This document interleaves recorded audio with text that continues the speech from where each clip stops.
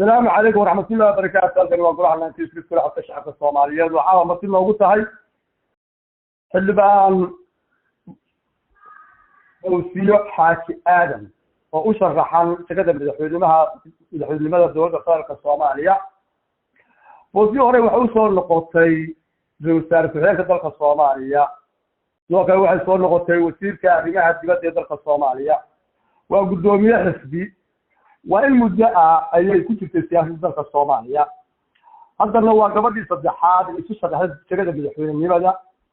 inkastoo gabadhii labaad aan iyadu rindiga lagu tartamayay aanay gelin hal goor kale ka horeysay wax tartanka si toosan gala waa gabadhii saddexaad ee Soomaaliyeed isoo taagtay tagada madaxweynaha dowladda federaalka Soomaaliya waa aqoonyahanada Soomaaliyeed taariikh badan kula dhinaca waxbarashada jaamacado fara badan ka soo hirgelisay magaalada Hargeysa sidoo kale waa gabadh aad ugu xeeldheer dhinaca dhaqanka Soomaalida كساعة تبوقيها تمكفر بعهاته وقالوا سود يجرودي إن ما سوى الصوماليات يصير تعرفوا شكل ده من الحلم ولا النقطة تاريخ سا تبلي يقول يصير الفلسفة الصومالية النقطة وهذه يصير كنوسيو سودو فوسيو وقرأ الله يصير في صراحة الشعب الصومالي حتى أقول حقائق الدولة وبدأ يقول يقولوا اللي يقرأ الله يصير في سدات كام سو كانوا حقائق الدولة السنة وحقائق الدولة سو كانوا فيسبوك يولي بيوتيوب كام وعقلوا حتى قالوا دماني تعود كباهيسة يقول لها 1960 كحرم فوسيو وعد كبتا بريها السقطن دور الشيء اللي قلت لها تصفر بدن بقى شغل مدخلينها وشرحها قف مولي بسبب أي شيء يا وقت يقول شغل يسلو شرحها هذا يقول حاول كل شيء هذا تاي فوسيو حاكي آدم إلى أن تشرح له شقدر مدخلين لماذا عدي لها يراهبو محاكي كقبل كرتا إذا تويك الصومالية الدولة الصومالية سجادية أنت المدة أبا صدق الصلابة اللي يصير في الدولة الصومالية أنا هنا أقول دقائق هذا في تقول التوجه محاسب قلقة محاسب هو اللي فما تصل إلى النقطة مشرحة حقوق هي الجبهة الصومالية الشرع كذا. تقول فوسي. بسم الله الرحمن الرحيم. هرت وعد ما كنت هاي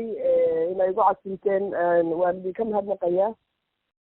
waxaan rajeynayaa waqtiga yar aan isu haysano maanta inaan kala faa'iidaysano aniga waxa igu kalifay waa wixii aan ka sheegay maalintii dhaweyso maxay ahaytoy meeshii aan kusoo shaaciyey inaan musharaxad ahay dhibaatooyinka Soomaaliya intaanan u gelin hal daqiiqo istiiya Soomaaliya waxay ahaan jirtay aan idin xasuusiyo wax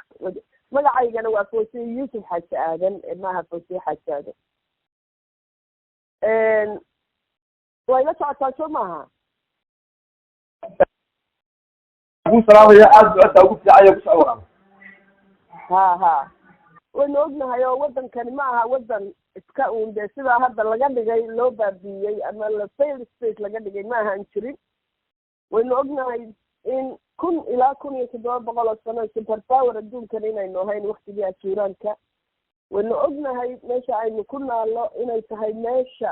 وبقى نيسان not in terms of resources كليا ما هي strategically هالكي كوتا الله للعالم كود نوبة هاي ودقالة حولا إنه كسبين كروينا هاي فرونا يوجسني يرجع هراء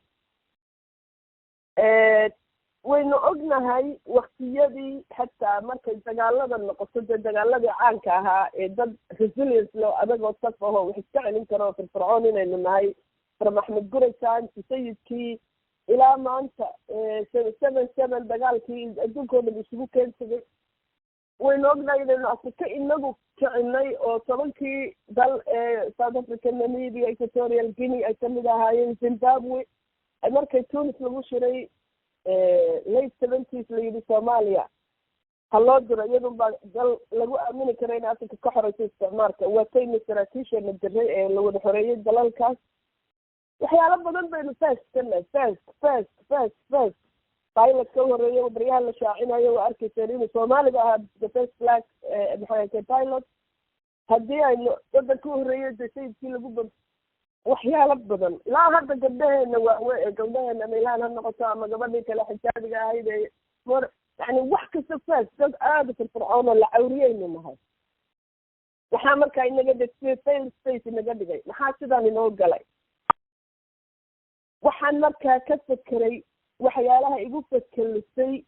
markan dib historyga u eego inay tahay yes waa soo ceshan karaa dadnimadaas iyo magacaas iyo maaragtay hankaas iyo qabkaas waa soo ceshan karaa. dhibaatooyinkayna haysta awood la-aan, shacab awoodii beelay oo baryo uun ku nool iyo wax yaroo gacanta laga siiyo.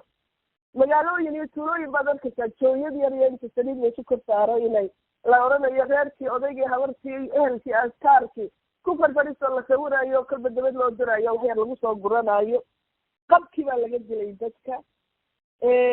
dawladdii ma aha dawlad adag oo ilaashan karta xeebaheedii iyo dadkeedii xuduudaheedii inayo dhul ma aha. waa uun dawlad maxay hayto uun muddo meel yaroo kooban ku eg oo aan maaragtay dalkii oo dhan gacanta ku haynin, khayraadkeedii la boobayo. caruuraheenii waxay igu kalifay tahriibka, dhibaatada dilica aynu arkayno iyagoo la garaacayo, la sisabinayo, la dilayo, aynu meel kasta ku arkayno from Mozambique to Libya. meel kastana jeelashii ka buuxaan, baaba-say ku indhabeeleen, ku baaba-een. waa xoogeenii barisay. jaamacadihii 50,000 baa kasoo baxa sanadkii jaamacadaha Soomaaliya oo dhan. waxaa qasab laga dhigay inaan la shaqaynin. waxaa la yidhi waa buwelba program dayn cafin iyo waxbaa laga hadlayaa, wisaan anigu aanan fahmin sababtoo dayn cafinta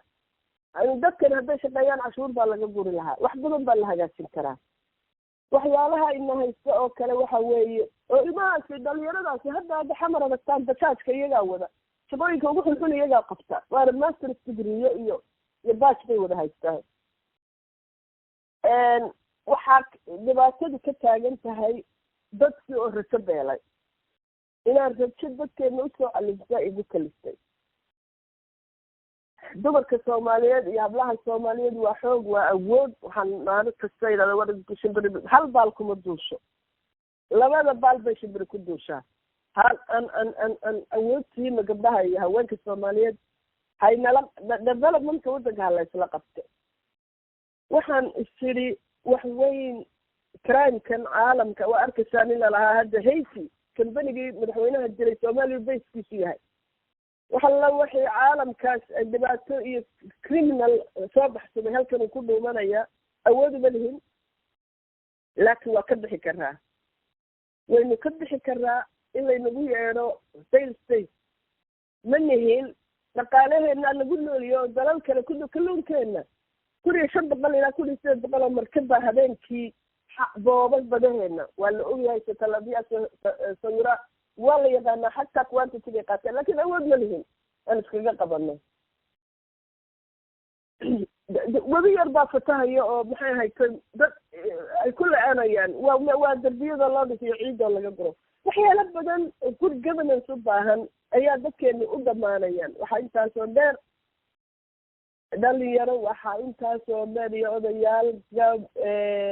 dhalinyaradii Soomaaliyeed waa isku dhamaatay, waa kicintay. ama shabaabka kasoo jeedo ama ha kasoo jeedo dawladda ama dad isdifaacaya oo dawcawisle iyo wax lamida ha noqdo. dhalinyaro waa isdhamaysay. oday ma dagaalamo, guryaha ay joogaan ama xarumahooda ay joogaan, dhan kasta oo laga amraya. caruurtii isku dhamaatay, is-untay. nabadad baa loo baahan yahay. waxaan in si diiba loo eego, loo saaro dad gaara oo la yidhaha war waxaan saan uga bixi karnaa. dadkii waa dhammaanayaan, dalkii waa maran yahay. wax ka qaxaya, wax isqarxinaya, wax maxay hayto ma garanaysaa la laynayo. marka waxaan isiri nabadeynna waa loo baahan yahay. 30 sano iminka la taagnaa, 20 sano 21 sano laga joogaa carta. ilaa hadda wax isbedelay ma jiro. qabiyo waa halkeedii. waxaa dheer qofka beeraha soo baranayo PhD oo wasaaradii beeraha loo dhibi maayo, meel kalaa la geynaya. midaan weligii beer iyo kalluun wax ka aqoonin ama aan ka aqoonin maaragtay fieldka uu yaqaano oo usoo baranin baa la geynayaa meel. marka waxaynu u baahan nahay meritocracy, dawlad good governance, wax qaban karta, effective ah. dhaqaalaheedan dahabka la guranayo ceshiida waa la socotaa iyo meelaha barigeenaas dahabkeedii. yani dalsa u qaniya oo emerald waxaynu leenahay 8 milyan oo hektaar oo arbulan dhul la beeri karo. webiyadii baa badda ku shubmay. adduunkii cunto yaraan baa ka jirta. maxay haytay waxaan maqlaaya Holland mala in 20 years time hilib artificial ay soo saaraysaa Kenya hadda shalay waxaan arkaya xalay shir la leeyahay xoolihii Sacuudiga waa la soo celiyo intaasoo milyan oo neef baa la soo celiyo يعني ayaa la celinayaa because of some reason waxaynu ku jir ma laha Sacuudigu ari iyo xoolo nool ma laha geel iyo ariga waxa dhaafsan waxay ku yaro ay ku shaqaystaan laakiin annagu 5 ilaa 6 milyan baa la dhoofiyaa sanadkii ariga qalad saliid kaliya ay leedahay maanta dalkan iyada almost xukunta waxa weeye waxaynu leenahay gaaskii petrolkii uraniumkii kalluunkii waxa ogtiiro dhan baynu leenahay diamondkii waxaynu leenahay emerald buura waxaynu leenahay buura dahaba halkee markaa wax ka qadayay waxay u baahanahay dawlad maamusha dad soo jeesta diasporada loo baahaya inay soo noqdaan investment in la heli karo la iska kor qaado shuruucdan halista ah ee laynagu dejiyo ee ugu horeysa cunaqabataynta hubka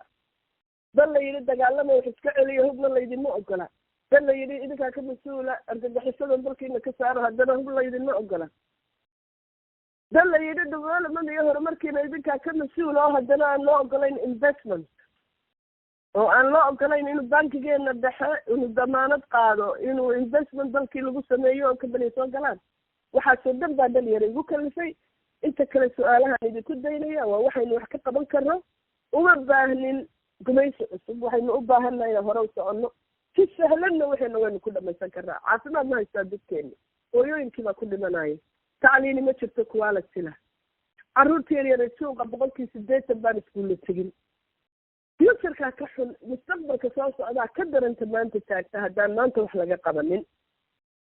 kow 3 wax baa loo baahan yahay maxkamad dastuuriya degdeg loo dhiso waxaa loo baahan yahay dastuurkan 6 version baa ka yaala xamar 6 baa yaal version oo la dhameeyey in la dhamaystiro meelo yaryar baa qabyo ah oo baarlamaanka la hor keeno waxaa loo baahan yahay in election 4.5 laga baxo qabiil laga baxo dowladnimo loo diyaar garoobo intaasaan kusoo koobaya inta kale idinkaan idin daynaya su-aalaha intani waxa ay inoo geysatay waxyaalaha aan kasoo hadlaya kale international masalan aan bari dhexdaas ahayd barafraadkii waxay ina diiday East Africa Community membershipkeena markii South Sudan oo shalay dhalasay la geeyey oo iba intaa isqalaysa la ogolaaday innaga because systemka dawladda aan haysano ayaa ku dhisan 4.5 iyo qabiil oon ahayn dawlad shacbi doortay that's reason ilaa waagii Sheekh Shariif markaan anigu foreign ministerka ahaa markasta markaan ka hadalna laga doodo waxa la leeyahay horta dawladda shacabka soo doortay keena marka waxa weeye waxyaalo badan bay naga horjogta marka corruption kani waa symptom waxa cause-ka problemka Soomaaliya oo dhan waa 4.5 corruption kan waa laga bixi karaa haddii si xor oo xalaal loo tartamo afartan ku baa sheegaysa dad baa 200 oo kun ka baxda kuraasta qaar baa 1 milyan lagu soo galay inada weeris dadka tijaarta u baarlamaanka soo ama jaahil ha ahaado ama maxay haytay waxa barto qofka lacagta leh u baahalkan soo gala iyo xildhibaano lagu keeno ayaa maaragtay iyo xildhibaano oday dhaqameedkaas u keeno oo uu ku keeno ama qaraabo ama maxay haytay lacagta uu ka qaatay oo aan wax baranin oo maaragtay aan education u lahayn marka waddanka waxa baabiyey corruptionkan kow ka ah waa 4.5 ka ilaa laga baxo meel ma gaarayno dawladna ma noqonayno mana heshiin doono dib heshiisiin xaaraan bay ka tahay inta 4.5 Soomaaliya ka jiro 4.5 kani waa dhinacna waa gumaysi oo qabaayilkii ismaysanaya qabaayilkii isdulminaya qaar 5 laga dhigay qaar 60 qabiil oo Soomaaliyeed kuma jiraan baarlamaanka barigiis carta laga tagay la yiri chance waa dhamaaday foorka lagu sheegay qabaayilka waaweyn 275 jifo kaliya Soomaaliya oo dhan ka fadhida baarlamaanka Soomaaliya 15 to 40 to 20 million waxa fadhiya 225 jifo sidaba hadaba doorashadaasi ay waddanka damage ugu tahay number 1 sumcad xumo dhaqaale adduunka oo laynoo ogolayn ilaa laga baxo systemkana shacbi wax doorto central bankena cidda miinan karin dhibaatooyin fara badan bay marka laga tago dulmiga qabaa'ilku isku hayaan iyo musuqmaasuqa horta taasi waa taas dawladda ma nihin dawladdanimana ma aha 4.5 waa wax system heshiis 20 sano kora marka dawladnimadiiba waa gaari la-nahay ko 12 nooca doorasho caalamka ka dhaca nooca 13 lagu soo kordhiyay Soomaaliya kusoo kordhisay waa tan dadban manaha wax sharci ah waa wax lagu qoslo waa wax failed state laynoo leeyahay waxa weeye 12 kuba waa qof iyo cod 12 nooca marka inaga aanu dooranay annaga xisaabta haddaanu ahayn ama baarlamaanka ama civil society-gu nagala mid ahaayeen markii 3 sano training la sameynayay sida doorashooyinka caalamka kulba qolo seminar loo qaaday ama dad banaanka laga keenayay khubaraa waxaana la tusay 12 nooc dawladaha qaatay sababaha ay u qaateen inta derbiga saa loogu wada sawiray ka markaa qolo waliba iyadoo gaara ay dooratay waa nooca la yidhaha proportional representation ama PR closed list waa nooca si dheelitiran iyo liiska xidhan waa nooc dalalka Afghanistan waa Suuriya waa Ciraaq waa Liberia dalalka burburaan la siiya qaata waayo looma baahna tirakoob looma baahna district la tago waxaa loo baahan yahay keliya xisbi la sameeyo dadka oo xisbiyada ka wada mid noqda sanaaduuqda dhulkan la gaari karo oo isu dheeli tiran sidaan horeba u yidhi min 3 magaalo hadda min 2 magaalo doorasho lagu gelaya laakiin yaa gelaya 275 jifo keliya gelaya waa maxaa loogu diiday dadka kale inay sanduuqa waaba yaalaaya u codeeyaan qofkay rabaan ama xisbigay rabaan waxa weeye nidaam control waa control lagu controlayo dadkan iyo si maaragtay aan hore ugu soconin marka jifadii unbaa imikana isu codeynaysa qofkii jifadii unbuu kasoo baxaya cadaaladna maaha maxay haytay hataa damiirka iyo ma aha waxa weeye nidaam ina duleeyey ina baabiiyey looma baahna halkaasaan ku celinaya hal mar looma baahna tirakoob noocan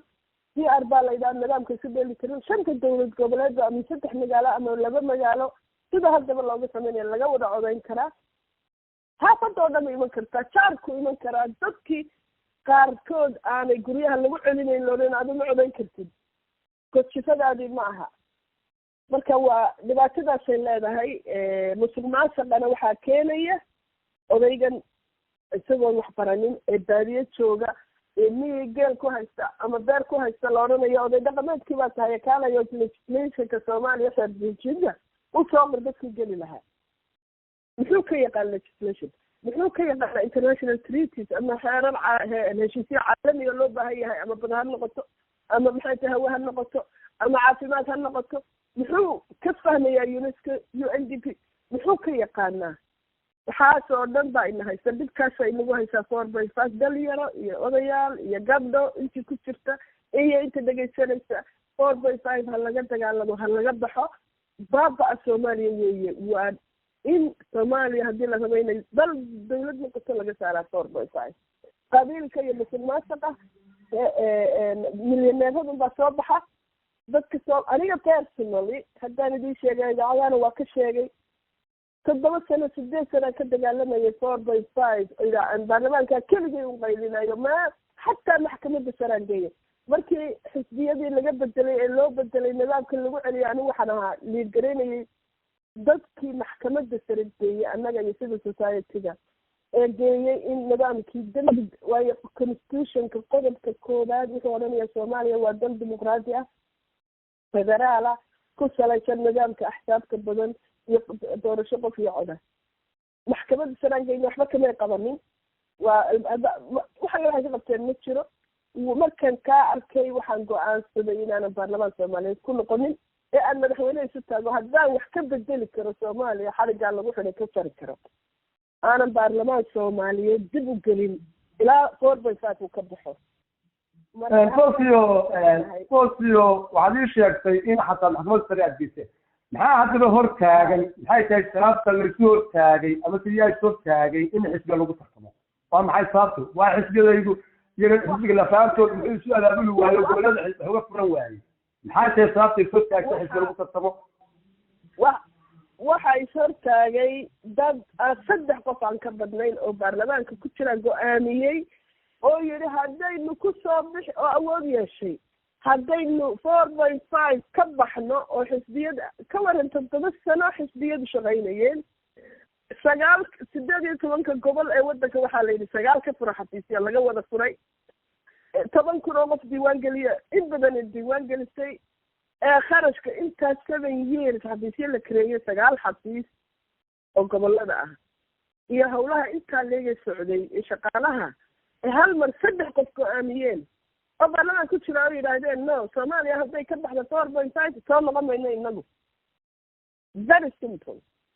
awood 3 qof baa lagu bedelay nidaamkii iyo constitutionkii iyo Soomaaliya horumarkeedii waana laga adkaaday annaga tiibay markaa sidaasay ku dhamaatay tan systemkii baa la geliyay baarlamaankii awal heshiis afka abay ahayd heshiis bulsho ahayd waxa la geliyay waa la ratify gareeyay gacanta loo taagay taasaa ka sii xun maxkamadii sarena waxbaa ka qaban weyday waa naga hoos qaadi weyday arrinkaas waayahay aad iyo aad baa umahadsantahay Fawziyo bal marka hore su-aasha ugu horeysa aan siiyo dadka golaha 1960 duraan isagoo taabo duraan oo mahadsan duraan sarwan taabo sayra kusoo xigso adiguna dhala cabdi loo qasiinaya iyo jabiye waa duraan sarwan taabo duraan waayahay soo qabso duraan soo qabso adigu soo kale kusoo xigso muxuu sarfa taabo qof la qof diyaara aan saabu siiyo ugu ma tilmaantiba sayare dilaha yiraahdo waan siinayaa ninka yiraahdo muxuu ahaayay sayr sida adiguna waxaan siinayaa Richard waxaan siinayaa dalacade duraan ugu horeeyay adigu Richard soo ku soo hiso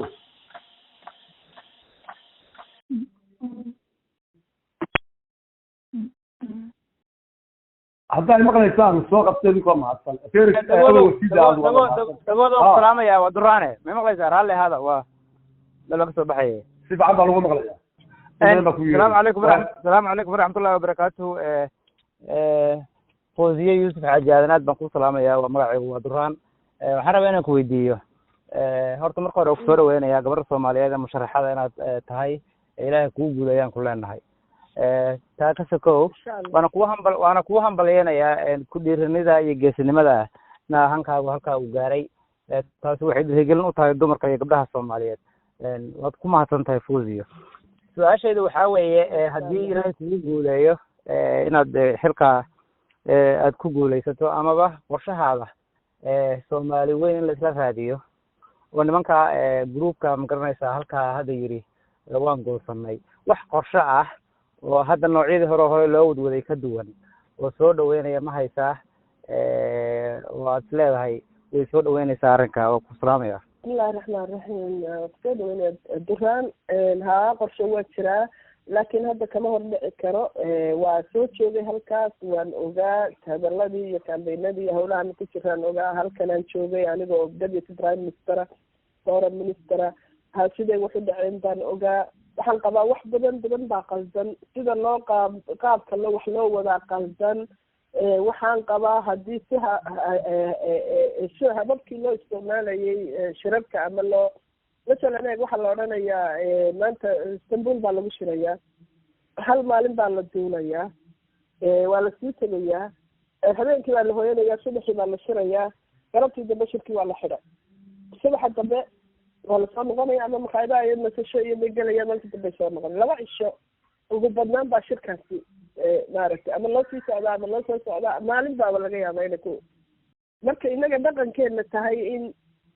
4 bilood 5 bilood 6 bilood shirar socdaan oo inta shirweyne la qabto shantaceedyo fara badan la qabto oo lagu soo turxaan bixiyo dhibaatooyinka lana qaybsado ajendaha hadhowna goloweynaha laisugu keeno marka wax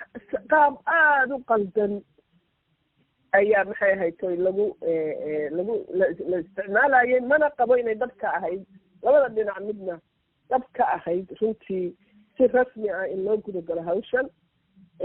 marka anigu waxaan qabaa marka aan haddii ilaahay ugu gooleeyo in xeer beegti loo saaro hawshan in dhaqankii lagu maaragtay gareeyo in wada hadal waayo dhaqaalihi waa la wadaagaa oo businesska dhan walba wuu ka socdaa, dhan walba dadkii shaqaalaha waa joogaan, qaxootiyadii dhan walba waa joogaan, dadkii halkan ka qaxay dagaalkii iyo dadkii xaggaa ka soo qaxay halkan degay, wixii dadkii dhashay caruurihii dhalanaya ilaa 60kii yani oo aniga kamid ah oo caruurtaydu aniga ay tahay koonfur, maxay ahayd walaalahay baa sidaas oo kale inta badan caruur koonfura leedahay, maxay ahayd waxa weeye dadki waa midaysan yahay, waxaa la rabaa hanaan dawladeed oo habaysan, hadday tahay referendum, hadday tahay wadahadal iyo isqancin, wax alla wixii soconayo ee dalka laisku soo celinayo waa la geli karaa, waana suuro geli kartaa, waana soo bixi kartaa natiijo wanaagsani. laakiin anigu inta daliil badan baan arkayay intii aan kulliba waxaan ku dhex jiray. asalaamu calaykum waraxmatullahi wabarakaatu. magacaygu waa Dhalac Cadde. wasiixa jaadan waa ku salaamaya, waana ku hambalyeynaya, waana jeclaan lahaa inaad soo baxdo maadaama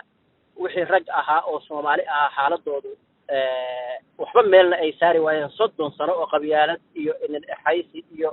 inuu meesha sii fadhiyo. horta waa ku hambalyeynaya, waana kugu ducaynaynaa in Ilaahay kuu soo saaro haddii khayr kuu tahay. su-aasheedu waa kooban tahay. waxaan kala qabsaday meesha ahayd maxkamadda waa geynay in 4.5 laga baxo.